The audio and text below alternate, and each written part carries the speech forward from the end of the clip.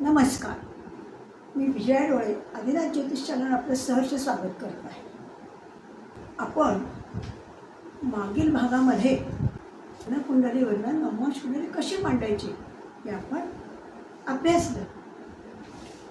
आज आपण आता नवमास कुंडली म्हणजे काय, त्याच्याबद्दल आणखीन डिटेल माहिती, आणखीन वर्गोत्तम म्हणजे काय ह्याबद्दलची आज आपण माहिती घेणार आहोत. आपण गेल्या भागामध्ये लग्नकुंडलीवरून नवमास कुंडली कशी बनवायची हे आपण अभ्यासलं. लग्नकुंडलीमध्ये आपण स्पष्ट ग्रह, स्पष्ट भाव याचा आधार घेऊन आपण काय केलं, नवमास कुंडली बनवली. आता नवमास कुंडली सहज तुम्हाला काढायला येईल. ओके, आता हे नवमासचं काय महत्त्व, त्याचा फलादेश कसा बघायचा हे आज आपण अभ्यास लावूया. लग्नकुंडली ह्याला D1 चार्ट म्हणतात. काय म्हणतात? D1 chart. आणि D9 चार्ट म्हणजे नवमास कुंडली. आलं का? आता लग्नकुंडलीवरनं तुम्ही जसं भविष्य बघता तसं सगळं भविष्य, सगळ्या भावांचं भविष्य, ग्रहांचं भविष्य हे आपण नवमास कुंडलीत बघू शकतो. मग नवमास कुंडलीचं काय महत्त्व आणि लग्नकुंडलीवरनं नवमासनं का बघायचं बरं? त्याचं कारण असं आहे, नवमास कुंडलीमध्ये एखादा ग्रह, समजा नवमास कुंडलीमध्ये एखादा ग्रह रवी लाभभावात आहे. कोणत्या भावात आहे? लाभभावात आहे, एकादश भावात आहे लग्नकुंडलीत. आणि नवमास कुंडलीत बघायला गेलो तर तो रवी नवमात आहे, भाग्यात आहे. याचा अर्थ काय झाला? दोन्हीकडे तो छान आहे. नवम भाव पण चांगला आणि लाभभाव पण चांगला. याचा अर्थ ती व्यक्ती भाग्यवान आहे. दुसरा भेद काय आहे? लग्नकुंडलीमध्ये एखादा गुरु समजा लाभभावात आहे आणि नवमास कुंडलीत तोच गुरु मात्र अष्टम भावात पडला आहे, तेव्हा फलादेश कसा होईल? मग लग्न कुंडलीत जर लाभात आहे, सगळे लाभ मिळायला पाहिजे, पण तसं होत नाही. इथं आपला फलादेश चुकू शकतो नवमास कुंडली नाही बघितली तर. नवमास कुंडलीमध्ये अष्टमात असल्याकारणे त्याचा फलादेश पूर्णपणे चुकीचा होतो. फलादेश चांगला येत नाही, निगेटिव्ह येतो. 6, 8, 12 ही भाव आपल्याला माहीत आहेत की निगेटिव्ह भाव आहे. तिसरा काय असतं? एक न्यूट्रल. न्यूट्रल म्हणजे काय? लग्नभाव आणि नवमास भाव या दोन्हीमध्ये एखादा ग्रह, समजा शुक्र, तो तर एखाद्या ठिकाणात आहे आणि नवमासात पण ठिकठिकाणी एकदम 9व, 11व, 5व अशा ठिकाणी नाही आहे, सो आहे. तर मग ते न्यूट्रल आहे, म्हणजे ठीक आहे. त्याचं फलादेश त्याचा ठीक आहे. असे हे 3 भेद त्याच्यात पडतात. पण नवमास कुंडलीनं आपण काय बघतो? भाग्य बघतो, विवाहानंतरचं भाग्योदय बघतो. प्रत्येक ग्रहाचं, प्रत्येक घटनेचा अभ्यास नवमास कुंडलीनं आपण करू शकतो. इतकी महत्त्वाची नवमास कुंडली आहे. आपण उगाच का आत्मा म्हटलं त्यांना? लग्न कुंडलीत जर बिघडलेला ग्रह असेल तरी नवमासात तो चांगला असेल तर फलादेश, रिझल्ट हा शेवट चांगलाच येतो. पहिल्यांदा थोडे कष्टदायक ठरतो, पण ती व्यक्ती रिझल्टच्या दृष्टीने उत्तम रिझल्ट येतो. हा नवमासमधला फरक आहे. आता मी चार्ट लावते, त्याच्याने तुम्हाला बघायला येईल की साधा. आता बघा, हां, ही काय आहे? लग्नकुंडली आणि नवमास कुंडली. आपण एखादा कुठलाही ग्रह इथे मांडूया. समजा 10वी रास आहे, 11, 12, 1, 2, 3, 4, 5, 6, 7, 8 आणि 9 नवमास कुंडली आहे. ओके.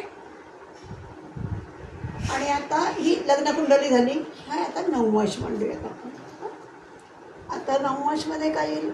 1 येईल, 2 येईल, 3 येईल, 4 येईल, 5 येईल, 6 येईल, 7 येईल, 8 येईल, 9 येईल, 10 येईल, 11 येईल आणि 12 येईल.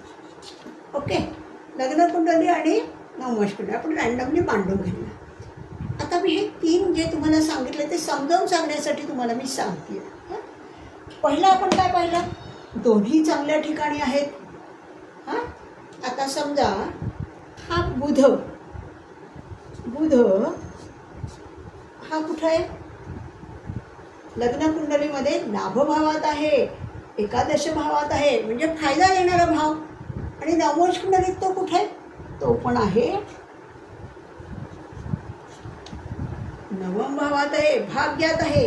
म्हणजे नवम भाव आणि हे भाव अतिशय बेस्ट आहेत. हा एक प्रकार झाला. म्हणून ती व्यक्ती भाग्यवान आहे किंवा बुध तिचा अतिशय बेस्ट आहे असं म्हणावं लागेल. दुसरा भाग काय आहे, एखादा ग्रह शुक्र घेऊयात आपण. शुक्र घेतला आपण. शुक्र कुणाचा आहे, वृषभेचा शुक्र आहे बघा. लग्नभावात स्वतःच्या ह्याच्यातला शुक्र आहे पंचमात. म्हणजे लग्नकुंडलीत तर बेस्ट आहे, चांगला आहे. परंतु तो शुक्र अष्टम भावात आला तर काय देईल, शुक्र आधी सुरुवातीला चांगले फलादेश देईल, पण त्याचा शेवट किंवा त्याचा रिझल्ट, फायनल रिझल्ट हा निगेटिव्ह असेल, त्याला पॉझिटिव्ह रिझल्ट मिळणार नाही. कारण अष्टम भाव, षष्टम भाव, अष्टम भाव आणि व्यय भाव हे पॉझिटिव्ह भाव नाही आहेत. तो शुक्र शेवट रिझल्ट चांगला देईल का, नाही. हे एक आपण भाग्यवान पाहिलं, एक असं पाहिलं, आणि एक न्यूट्रल बघा. समजा कोणता गुरु बघा, समजा ह्याच्यात आहे गुरु, कुठल्या भागात आहे गुरु, चतुर्थात, पण हा पण चतुर्थातच आहे. तर न्यूट्रल, काही प्रॉब्लेम नाही आहे. तसे दोन्हीकडे सारखेच फळं येतील. म्हणजे नुसतं लग्नकुंडलीवरनं जर तुम्ही फलादेश द्यायचा ठरवला तर तो चुकू शकतो. म्हणून लग्नकुंडलीबरोबर नववश कुंडली बघणं अतिआवश्यक आहे, हो की नाही. आता ह्यासाठी मी एक तुम्हाला उदाहरण दाखवते. उदाहरणार्थ हां, कागद लावते. हा कागद मी लावला आहे. याच्यात बघा, लग्नकुंडली, नववश कुंडली, 11/7/53, 7:28 सकाळी अमरावतीचा जन्म. आता ही कुंडली लग्नकुंडली आपण काढलेली, कर्कलग्न आहे. आणि त्यानंतर आपण सगळे ग्रहण हे मांडून घेतले. आणि हे नववश कुंडली त्याची काय झाली तर धनुलग्न झालं. आणि त्याप्रमाणे आपण सगळे ग्रह आणि हे आपण नववश कुंडली कशी मांडतो याची मांडून घेतलेली. आता एक फलादेशासाठी एक साधा उदाहरण मी सांगते. आता लग्नकुंडलीत बघा, गुरु काय आहे, लाभात आहे बघा. हां, मी उदाहरण ह्या व्यक्तीचं उदाहरण देते. गुरु लाभात आहे आणि म्हणजे लाभच द्यायला पाहिजे. गुरुच्या महादशेत अंतर्दशेत लाभच दिले पाहिजे. परंतु इथे काय झालं, नववश कुंडलीत मात्र गुरु अष्टमात पडला आहे. येते का लक्षात. ह्या व्यक्तीचा पुनर्वसू नक्षत्र आहे जन्मजात. पुनर्वसू नक्षत्र कुणाचं आहे, गुरुचे. म्हणून पहिलीच महादशा गुरुची आली. म्हणजे पहिली 16 वर्षाची महादशा गुरुची चांगली जायला पाहिजे लग्नकुंडलीपणे, हो की नाही. पण तसं झालेलं नाही. वयाच्या 4-4थ्या वर्षी त्या व्यक्तीचे वडील एक्सपायर्ड झाले, गेले. मग असं का बरं झालं, लाभाचा गुरु बिघडलेला, लाभात चांगला पण ह्याच्यात नाही, हे लक्षात घ्या. हे याचं उदाहरण देण्यासाठी मी तुम्हाला सांगितलं की गुरुच्याच महादशेमध्ये व्यक्ती वडील गेले, म्हणजे गुरुनी जन्मजात गुरुची महादशा 4 वर्षाच्या असताना वडील गेले. याचा अर्थ याच्यानं तुम्हाला काय समजलं, लाभातला ग्रह असला तरी तो नववश कुंडलीत जर बिघडला असेल, अष्टमात असेल, तर तो फलादेश शेवट चांगला देत नाही, रिझल्ट बरोबर देत नाही. मग नुसती लग्नकुंडली पाहिली असेल तर तुम्ही काय सांगितलं असतं, गुरु छान आहे, 16 वर्ष छान गेली आयुष्याची, म्हणजे इथे तुमचा फलादेश चुकू शकतो नववश कुंडली न बघता. येतं आहे का लक्षात. तर आपण याच्यासाठी 2-3 उदाहरणं घेऊया. जे बघितलं ते आपण एकदा लिहून घेतलेले ते एकदा आपण वाचू. नववश कुंडली. आपण मागील भागात नववश कुंडली कशी मांडायची ते बघितले. लग्न कुंडलीला D1 असे म्हणतात, तर नववश कुंडलीला D9 चार्ट असे म्हणतात. कुंडलीवरून सर्व फलादेश बघता येतो. तसंच नववश कुंडलीवरून अचूक फलादेश बघता येतो. कोणत्याही ग्रहाची ताकद क्षमता ही नववश कुंडलीवरून कळते. जे स्ट्रेंथ किती आहे तिची ते नववश कुंडली सांगते प्रत्येक ग्रहाची. म्हणजे लग्न कुंडलीत एखादा ग्रह बिघडला असेल पण तो नववशात उच्च असेल तर प्रथम फलादेश चांगला मिळणार नाही, कष्टदायक असेल.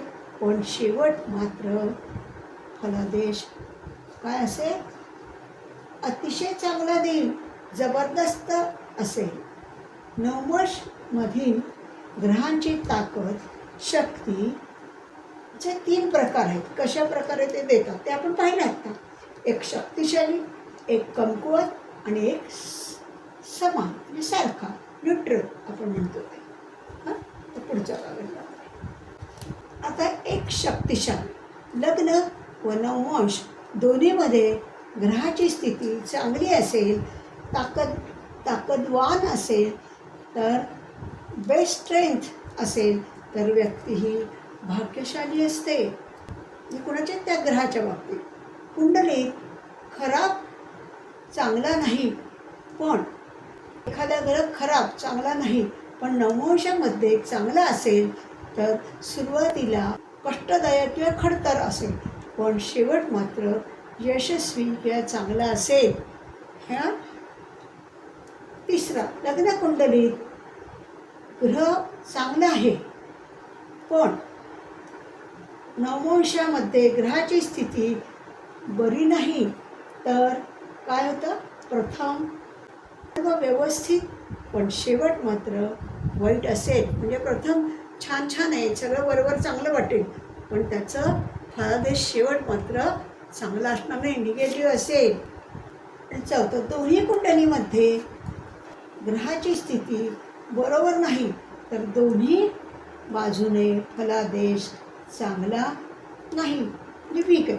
दोन्ही बाजू खराब असेल तर दोन्हीकडे वीक आहे. म्हणजे कसं, एक षष्ठात आहे लग्न कुंडलीत आणि नववश कुंडलीत अष्टमात आहे, दोन्ही असेल तर दोन्ही खराब. हे आपण लग्न कुंडली आणि नववश कुंडलीमध्ये काय फरक पडून कसं बघता येतं हे आता आपण अभ्यासलेलं आहे.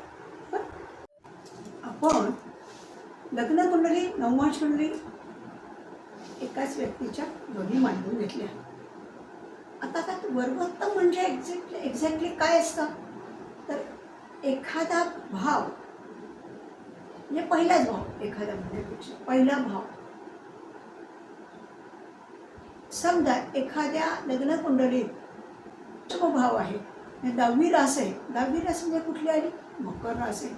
मग तिचं नववश कुंडलीत काय आलंय, तिचं आलंय, ओके नाही. मग ह्या कुंडलीतले आपण सगळे ग्रह लग्न कुंडलीत मांडून घेतले, नववश कुंडलीत पण मांडून घेतले.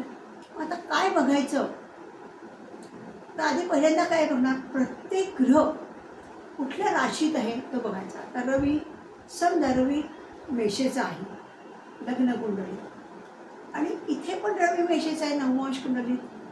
रास एकच आहे, मेष राशीचा रवी, मेष राशीचा रवी. म्हणजे राशीप्रमाणे हा वर्गोत्तम झाला, दोन्हीकडे एकच रास आली म्हणून एखाद्या ग्रहाची. आणि भाव वेगळा असू शकतो पण रास एक आली. एखाद्याला काय होतं, शुक्र, समजा तुळेचा शुक्र सप्तमात आहे, हां, पण नववश कुंडलीत तो तुळेचा शुक्र आहे पण तो सप्तमात नसून कुठे दुसरीकडे चतुर्थात आहे असं म्हणूयात आपण. तरी तो काय झाला, राशीनुसार वर्गोत्तम झाला. ते दोन्ही एखादा ग्रह नववश आणि लग्न कुंडलीत जर एकाच राशीत असतील तर ते राशीप्रमाणे वर्गोत्तम झाला. किंवा एखादा ग्रह जर अंशा म्हणजे भावाप्रमाणे असेल, तर समजा मंगळ हा चतुर्थ भावात आहे, पण रास वेगळी आहे. वृषभ रास आहे मंगळात. समजा वृषभेचा मंगळ आहे, म्हणजे रास कोणती झाली? वृषभ, आणि मंगळ झाला चतुर्था. पण नवमश कुंडलीत तो वृषभेचा नाही आहे, चतुर्थातच आहे, पण तो दुसऱ्या ह्याचा आहे, वृश्चिकेचा आहे समजा, उदाहरण म्हणूया. म्हणजे दोन्ही कुंडलीमध्ये तो चतुर्थातच आहे, भाव त्याचा सारखा आला, पण राशी मात्र वेगवेगळ्या आल्या. तेव्हा तो भाव वर्गोत्तम झाला. भाव वर्गोत्तमला दोघांचे भाव एक आले पाहिजे, दोघांच्या कुंडलीमध्ये, लग्न कुंडली नवमासमध्ये, किंवा राशी दोघांच्या एक आल्या तर तो वर्गोत्तम होतो. वर्गोत्तम ग्रह होतो, भाव होतो, म्हणजे वर्गोत्तम. आता आपण आधी जो कागद लावला तो वाचून मी दाखवते, मग त्याची एक दोन उदाहरणं बघणार आहे, मी तुम्हाला आणखीन लवकर समजेल. ओके. आता आपण वर्गोत्तम म्हणजे काय हे आपण अभ्यासलं. आता ह्याच्यानुसार बघूया. वर्गोत्तम लग्न कुंडली व नवमाश कुंडली या दोन्हीत एखादा ग्रह फलादेश बरोबर नसेल व तो ग्रह वर्गोत्तम असेल तर फलादेश हा उत्तमच देईल.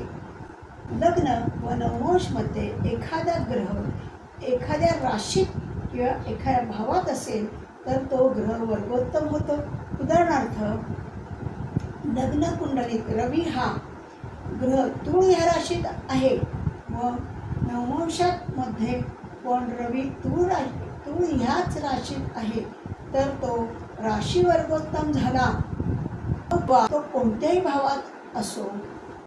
समजा लग्न कुंडलीत रवी तुळेचा असून दशमात आहे व नवमाशात रवी तुळेचा असून तृतीय भावात आहे, तरी तो वर्गोत्तम झाला. म्हणजे रास एक आहे, भाव वेगळे असले तरी तो राशीउत्तम झाला. ह्या उलट आहे, लग्न कुंडलीनुसार चंद्र मीनेचा आहे व नवमाशनुसार तो धनात आहे, पण रास मात्र तूळ आहे, तर तो काय झाला? स्थानामुळे वर्गोत्तम होतो. असे हे दोन भाव एक राशी व एक स्थानानुसार होतात. येते का लक्षात? आता आपण हे बघितलं, याचं महत्त्व काय? वर्गोत्तम याचं महत्त्व काय? समजा एखादा ग्रह वर्गोत्तम आहे, षष्ठ भावात आहे, दोन्ही एक भावानुसार षष्ठ भावात आहे दोन्ही, पण जरी षष्ठ भावात असले दोन्ही नवमाश लग्न कुंडलीत भावानुसार तो वर्गोत्तम झाला, पण तरी तो चांगलाच फलादेश देईल. वर्गोत्तम असेल तो ग्रह चांगलाच फलादेश देतो, हे नेहमी लक्षात ठेवा. एखादा ग्रह चंद्र शुक्र समजा अष्टमात आहे आणि ह्याच्यात पण तो अष्टमात आहे, नवमाश कुंडलीत दोन्ही भाव एक आले, पण अष्टभावात असला तरी फलादेश तो चांगलाच देईल, कारण वर्गोत्तम आहे. म्हणून राशी वर्गोत्तम आणि भाव वर्गोत्तम हे दोन भाग झाले. त्याची आपण आता उदाहरणं बघूया. आता आपण उदाहरण घेतलं बरं का. उदाहरण मी आता तुम्हाला समजावून सांग. आता उदाहरण आहे 19/10/2018 जन्म, 1:46 दुपारचा जन्म आणि पुण्याचा जन्म. आता त्यानुसार लग्न कुंडली आपण ही मांडली आहे. लग्नात कुठला हे आलाय भाव? 10वा, म्हणजे मकर रास पडली. 10, 11, 12, 1, 2, 3, 4, 5, 6, 7, 8, 9 अशा सगळ्या राशी आपण मांडून घेतल्या. त्यानुसार ग्रह सगळे मांडून घेतले. अशी लग्न कुंडली आपण सगळे तयार केली. त्याच्यानुसार आपण नवमाश कुंडली आपण कशी मांडतो ती पण मांडून घेतली. आता नवमाश कुंडलीप्रमाणे काय आलं? पहिला भाव काय आला? मेषेचा आला. दुसरा वृषभेचा आला, तिसरा मिथुनेचा आला. अशा सगळ्या राशी आपण भरून घेतल्या. त्यानुसार ते ग्रह पण नवमोश कुंडलीप्रमाणे आपण भरतो की नाही, असे सगळे ग्रह पण भरून घेतले. आता आपल्याला वर्गोत्तम बघायचे. आपण काय करणार, आधी लग्न कुंडली बघणार. आता आपण पहिला ग्रह बघूया. हां, आता बघा, पहिला मंगळ आहे. मंगळ कशाचा आहे, मकरेचा मंगळ आहे आणि पहिल्या भावातला आहे. आता मंगळ इथे कुठे दिसतो, चतुर्थ भावात आणि कर्केचा. म्हणजे तो वर्गोत्तम झाला का, नाही. राशीने पण झाला नाही आणि भावाने पण झाला नाही. हां, मग आता दुसरा केतू. केतू 10व्या मकरेचा केतू आहे. ह्याच्यात कुठे आहे, ह्याच्यात आहे मीनेचा केतू. मग झाला का, नाही. भावाप्रमाणे पण नाही, राशीप्रमाणे पण नाही. चंद्र. चंद्र कशाचा आहे, मकरेचा चंद्र. इथे चंद्र कुठे पडला, चंद्र पडला 6व्या भावात. जे भावाप्रमाणे पण नाही आणि राशीप्रमाणे पण नाही. असं सगळे ग्रह आपण मांडून घ्यायचे. येत आहे का लक्षात. आता नेपच्यून. नेपच्यून इथे कुठे, धनभावात आहे आणि रास कोणती, कुंभ रास आहे.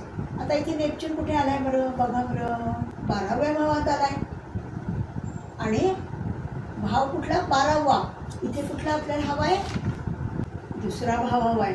आणि नेपच्यून हा 11व्या राशीचा म्हणजे कुंभ राशीचा, तर हा मीनेचा आहे. म्हणजे हा पण नाही. आता इथे हर्षल बघूया. हर्षल काय आहे, मेषेचा हर्षल चतुर्थात. बघा बरं, हर्षल कुठे दिसतंय का, त्यात. आणि मिथुनेचा म्हणजे हा पण हर्षल वर्गोत्तम नाही. आता राहू बघूया. राहू काय, कर्केचा राहू आहे, सप्तमातला राहू आहे. मग इथे काय आला, राहू आहे कन्येचा आणि षष्ठ भावात आहे. म्हणजे भावाप्रमाणे आणि राशीप्रमाणे तो आला का, नाही. मग आता ह्याच्यात रवी बघा. रवी कुठे आला आहे, रवी तुळेचा. तुळेचा रवी दशमात आहे लग्न कुंडलीत, पण नवमात रवी हा सप्तम भावात आहे आणि तुळेचाच आहे. म्हणजे हे काय झालं, भाव वेगळे, एक दशम भाव हा सप्तम भाव, पण राशी मात्र एकच आली. रवी हा तुळेचा झाला आणि इथे रवी हा तुळेचाच आहे. म्हणून राशी कुंडलीप्रमाणे रवी हा तुळेचा वर्गोत्तम झाला. येत आहे का लक्षात. आता बुध बघूयात. बुध दशमात तुळेचा, इथे आहे का, बुध पडला व्ययात आणि तोही कोणाचा, मीनेचा. म्हणजे बुध वर्गोत्तम का, नाही. आता शुक्र बघूयात. दशमात आणि तुळेचा शुक्र, ओके नाही. आता इथे तुळेचा शुक्र, पण इथे तुळेचा आहे का, नाही. तर इथे आहे मकरेचा शुक्र, पण हा काय झाला, भावानुसार इथे दशम भाव, इथे पण दशम भाव. रास मात्र एका चेतून आणि इथे मात्र मकर पडली. हा भाव वर्गोत्तम झाला. शुक्र हा भाव वर्गोत्तम झाला. मला त्याच्यात दशम भाव, लग्न कुंडलीत हा दशम भाव, नवमाश कुंडलीत पण भाव दशम भाव. येते का लक्षात. आता गुरु. गुरु लाभभावात आहे, ओके, वृश्चिकेचा आहे. इथे बघा, गुरु इथे चतुर्थ भावात आहे, म्हणजे भावाप्रमाणे पण नाही आणि कर्केचा गुरु म्हणून इथे पण नाही. म्हणजे राशी किंवा भावानुसार तो वर्गोत्तम होत नाही. येते का लक्षात. आता शनी. शनी कशाचा आहे, धनुराशीचा आहे. शनी आणि प्लुटो धनुराशीचे. शनी बघा बरं इथे कुठे गेलाय, हा बघा शनी. शनी पडलाय, मिथुनेचा शनी पडलाय आणि तृतीयात आहे. रास पण एक नाही आणि भाव पण एक नाही. आता प्लुटो. प्लुटो बघा, प्लुटो व्यय भावात धनुराशीचा प्लुटो. बघा इथे प्लुटो कुठे पडलाय, अष्टमात पडलाय आणि तोही कसा आहे, वृश्चिकेचा. म्हणजे ह्या लग्न कुंडलीनुसार आपण एक एक ग्रह नवमाश कुंडलीत बघितलं, राशी आणि भाव याच्यात कुठे बरं वर्गोत्तम होतं आहे हे शोधलं. तर ह्या कुंडलीमध्ये आपल्याला काय मिळालं, राशीनुसार वर्गोत्तम रवी मिळाला. रवी हा तुळेचा आहे. रवी तुळेचा. रवी हा पारंपरिकमध्ये नीचेचा धरतात, पण तरीसुद्धा हा रवी त्याच्या अंतर्दशा महादशेमध्ये बेस्ट फळ देणार. वर्गोत्तम ग्रह हा किती बिघडला असेल, कुठं काही असला तरी तो वर्गोत्तम असल्यामुळे तो अतिशय छान फळ देतो, चांगला फळ देतो, पण त्याच्या त्या दशा महादशांमध्ये देतो. त्याचं स्थान परत्वे काय शुक्र आहे.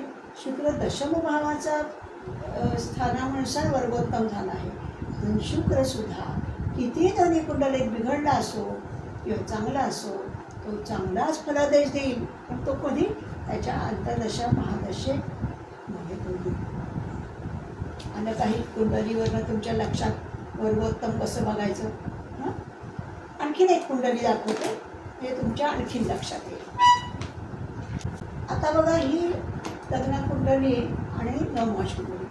आता ह्याचं 22/10/1974 जन्म, 10:40 रात्रीचा जन्म आणि पुण्याचा जन्म. आता ह्यानुसार आपण लग्न कुंडली आधी मांडून घेतली, मग नवमाश कुंडली मांडून घेतली.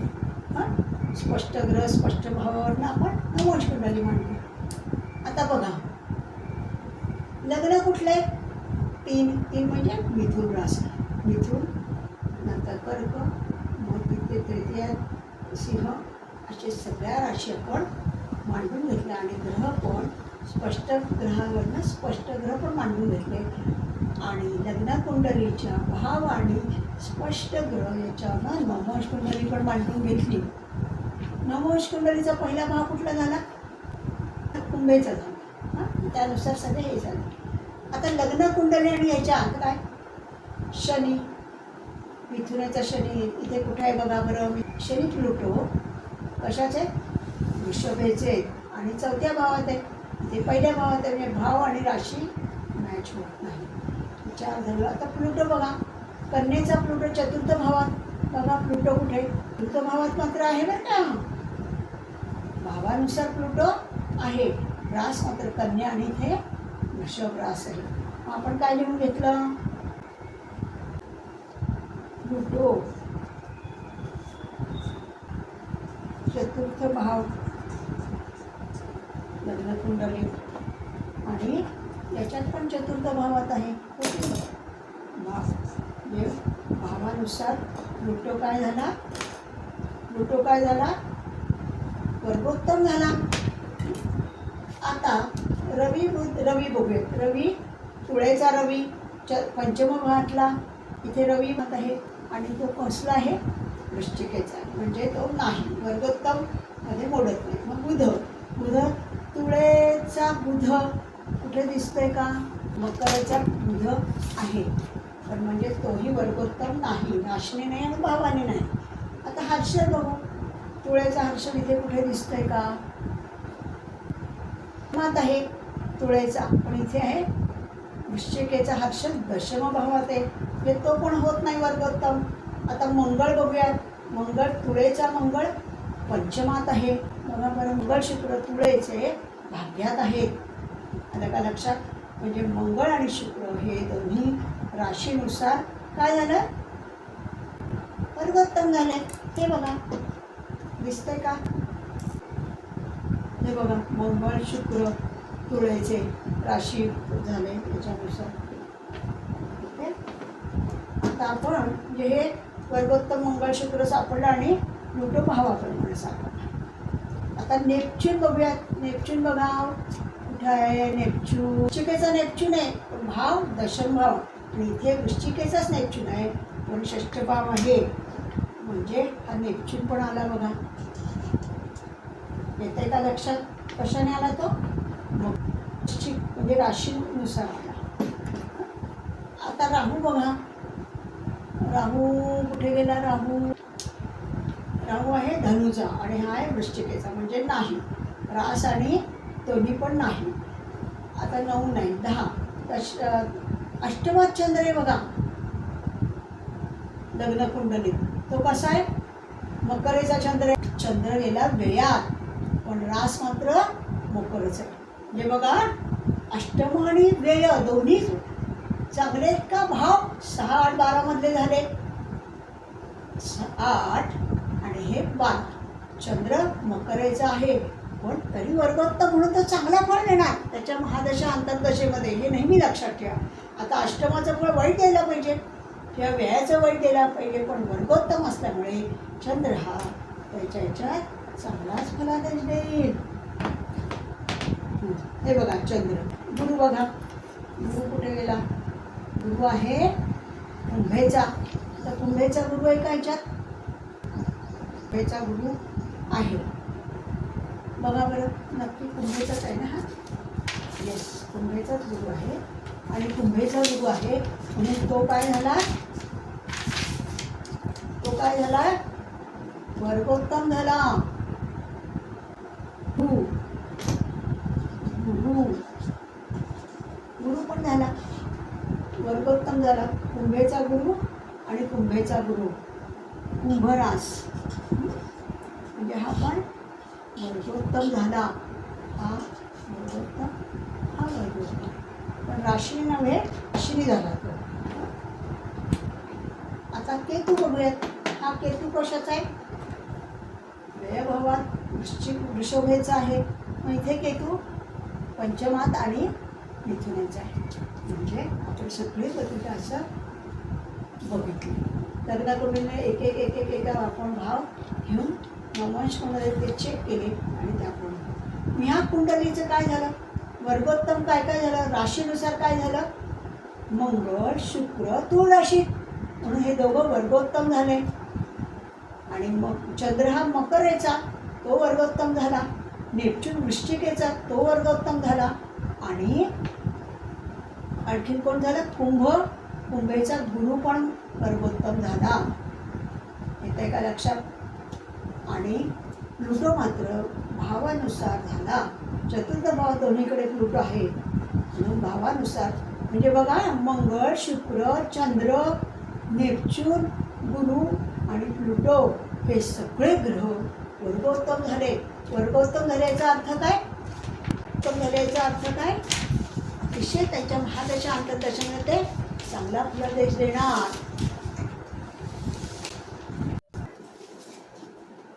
आपण आज नवंश कुंडलीची बऱ्यापैकी माहिती पाहिली. आणि वर्गोत्तम म्हणजे काय ते कसं बघायचं लग्नकुंडली आणि नवंश कुंडलीवरून, हे आपण पूर्ण अभ्यासलं. वर्गोत्तमचा आपल्याला काय उपयोग होतो?